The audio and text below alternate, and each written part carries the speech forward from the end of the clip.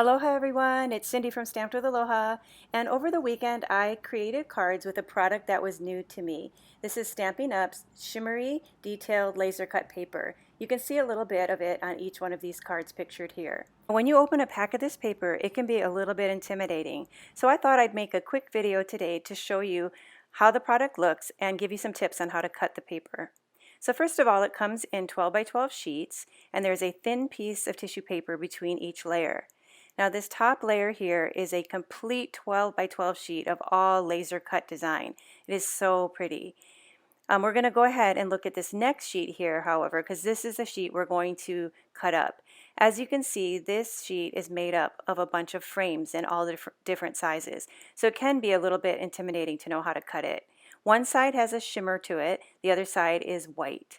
So we're going to go ahead and start with this sheet here. Let me grab my paper trimmer. And let me give you some tips on how we're going to cut this. I'm going to start with a quick tip on what not to do.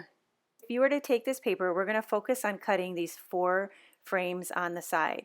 But as I'm feeding this into my trimmer, you can see that there's a lot of really detailed pieces in here that are probably going to get bent up when I put it under my trimmer, underneath the bar of my trimmer.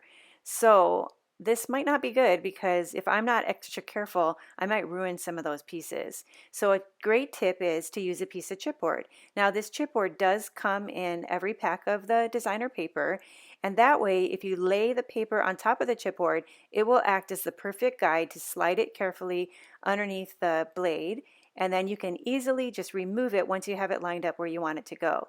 So for this piece with the 4 frames on the left side of the paper, I'm going to line them up at 3 inches, close my trimmer, and then we're going to cut off that section. And now you have a strip that has these 4 frames that has been cut at 3 inches. Now let's just go ahead and focus on these 4 and just remove them so we'll have them ready for a project. So we're going to take this strip and line it up at the 3-inch mark. And then using the blade on the trimmer, I'm going to just cut this off, and you can see I have 1 frame done.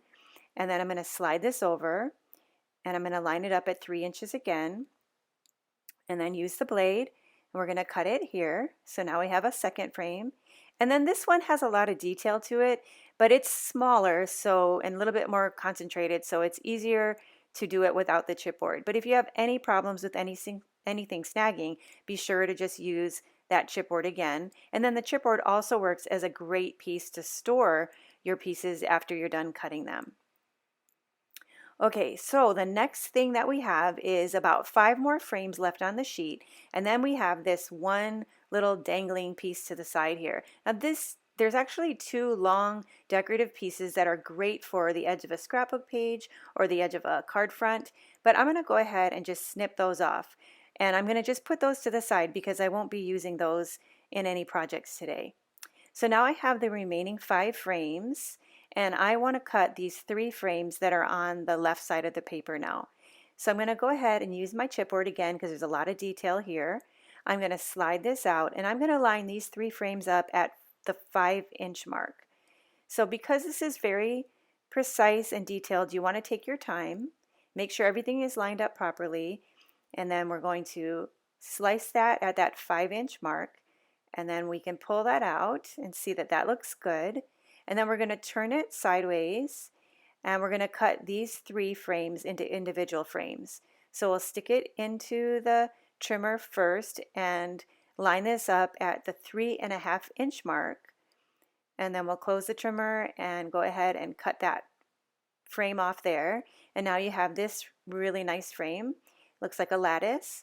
And then I'm going to flip the frame upside down and feed it in through the opposite direction and line this one up at the 3.5-inch mark. And then we'll go ahead and slice that down, and then you have this flower frame all cut out. This is actually my favorite one in the whole sheet, even though it is very, very delicate. And then you have a nice oval frame as well. Then the last piece that we have are these 2 frames here. This one with a bird, and then the very detailed flower one that's an easy one to get snagged up. So we're going to treat this very carefully, and we're going to line this up at about 5.25 inches. And then we'll take our paper trimmer and we'll go ahead and cut this off, and then this will leave us with 2 more frames that are measured at 5¼ by 4 inches. This cute one with the bird, and then if you want to crop it down depending on what project you are going to do, you can. And then we have this nice one with the flower. And again, you want to store that on chipboard so that it won't bend. I had so much fun creating these cards with this beautiful paper. So if you want to learn how to make these, be sure to check out my other videos on YouTube. So in closing, let me show you one more time this beautiful 12 by 12 piece. This entire piece is cut out with this laser floral design. Now, I didn't use this on any of my projects, but if I was going to use it, I would recommend cutting this with paper snips. I think that even if I put this in my paper trimmer, it might snag this paper because of all the detail. Of course, if you have a guillotine cutter, that would probably work better for this particular sheet. Well, I hope that you enjoyed learning some tips today on how to use this shimmery laser cut detailed paper. It was fun sharing this time with you. Aloha!